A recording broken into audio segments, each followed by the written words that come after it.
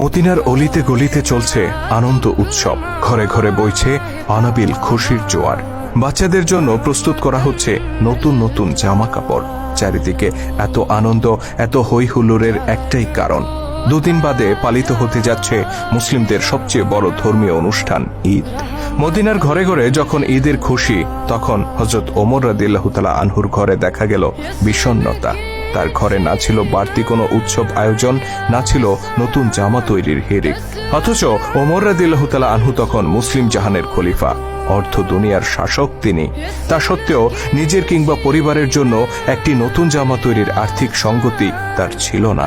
এই যখন অবস্থা, তখন খলিফা ওমর রাদিয়াল্লাহু তাআলা আনহুর স্ত্রী উম্মে কুলসুম রাদিয়াল্লাহু তাআলা আনহা তাকে বললেন, আমাদের জন্য নতুন কাপড় না হলেও চলবে, কিন্তু ছোট্ট বাচ্চাটি নতুন কাপড়ের জন্য কান্না করছে, অন্তত তার জন্য একটি নতুন জামার ব্যবস্থা করুন। খলিফা নিজের অসহায়ত্ব প্রকাশ করে বললেন, তুমি জানো আমার নতুন কাপড় কেনার সামর্থ্য নেই, বাইতুল মাল থেকে যতটুকু ভাতা নেই তা দিয়ে কোনো রকম সংসার চলে। উম্মে কুলসুম রাদিয়াল্লাহু তাআলা আনহা তখন খলিফাকে পরের মাসের বেতন থেকে কিছু টাকা অগ্রিম নিয়ে বাচ্চাটিকে নতুন জামা কিনে দেওয়ার অনুরোধ করলেন। স্ত্রীর অনুরোধে খলিফা ওমর রাদিয়াল্লাহু তাআলা আনহু চিঠি লিখলেন রাসূল সাল্লাল্লাহু আলাইহি সাল্লামের আরেক প্রিয় সাহাবী আবু ওবাইদা রাদিয়াল্লাহু তাআলা আনহুর কাছে। আবু ওবাইদা তখন রাষ্ট্রীয় কোষাগার বাইতুল মালের দেখাশোনা করতেন। চিঠিতে খলিফা 1 মাসের অগ্রিম ভাতা চেয়ে অনুরোধ করলেন আবু ওবাইদা রাদিয়াল্লাহু তাআলা আনহুকে। সারা মুসলিম জাহানের খলিফা যিনি, অর্ধ পৃথিবীর শাসক যিনি, সেই ওমরের এমন চিঠি পেয়ে আবু ওবাইদা চোখের পানি ধরে রাখতে পারলেন না। তিনি কান্নায় ভেঙে পড়লেন। তবে তিনি নিজের এই আবেগকে নিয়ন্ত্রণ করলেন। চিঠি বাহকের হাতে অগ্রিম বেতন না দিয়ে তিনি বরং আরেকটি চিঠি ধরিয়ে দিলেন। সেই চিঠি যখন হাতে পৌঁছল, খলিফা ওমর রাদিয়াল্লাহু তাআলা আনহু তা পড়তে শুরু করলেন। আমিরুল মুমিনিন, অগ্রিম বেতন বরাদ্দের জন্য 2টি বিষয়ে আপনাকে ফয়সালা দিতে হবে।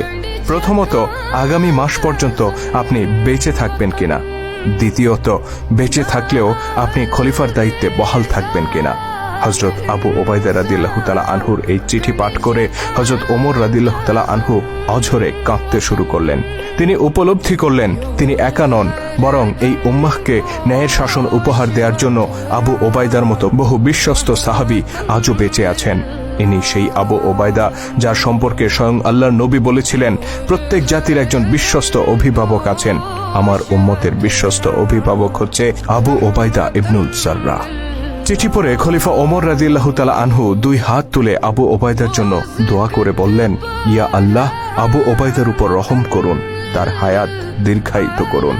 অতঃপর তিনি নিজের সন্তানের কাছে গিয়ে বললেন, আমি মুসলিমদের খলিফা, কথা সত্য, কিন্তু আমি তো রাষ্ট্রীয় সম্পদের মালিক নই, সকল সম্পদের মালিক সাধারণ মানুষ।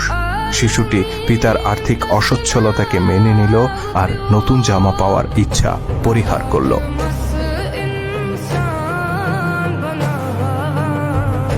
খলিফা হিসেবে দায়িত্ব নেয়ার পর থেকেই হযরত ওমরের সংসারে নেমে এসেছিল অভাব অনটন। পরিবার পরিজন নিয়ে খেয়ে পরে বেঁচে থাকার জন্য নিতান্ত যতটুকু প্রয়োজন ছিল, রাষ্ট্রীয় কোষাগার থেকে ঠিক ততটুকুই ভাতা গ্রহণ করতেন তিনি। সামান্য আরামায়েশ কিংবা সন্তানদের শখ আহ্লাদ পূরণ করার জন্য বাড়তি কোনো সুযোগ সুবিধা তিনি গ্রহণ করতেন না। একবার হযরত আলী রাদিয়াল্লাহু তাআলা আনহু, ওসমান রাদিয়াল্লাহু তাআলা আনহু ও তালহা রাদিয়াল্লাহু তাআলা আনহু পরামর্শ করলেন যে খলিফার এই মাসোহারা যথেষ্ট নয়, তাকে বাইতুল মাল থেকে আরো কিছু অর্থ বাড়িয়ে দেওয়া উচিত। কিন্তু এই প্রস্তাব খলিফা ওমরের কাছে কে পেশ করবে?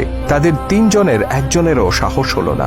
অবশেষে ওমর রাদিয়াল্লাহু তাআলা আনহুর কন্যা ও রাসূল সাল্লাল্লাহু আলাইহি সাল্লামের স্ত্রী হাফসা রাদিয়াল্লাহু তাআলা আনহার কাছে গিয়ে তারা তাকে এই প্রস্তাব উত্থাপনের অনুরোধ করেন। হাফসা রাদিয়াল্লাহু তাআলা আনহা পিতার নিকট এই প্রস্তাব তুলতেই তিনি ক্ষিপ্ত হয়ে উঠলেন। জানতে চাইলেন কারা এই প্রস্তাব দিয়েছে। আম্মা হাফসা রাদিয়াল্লাহু তাআলা আনহা কোনো উত্তর দিলেন না। খলিফা বললেন, যদি তাদের নাম জানতে পারতাম তাহলে পিটিয়ে লাল করে দিতাম।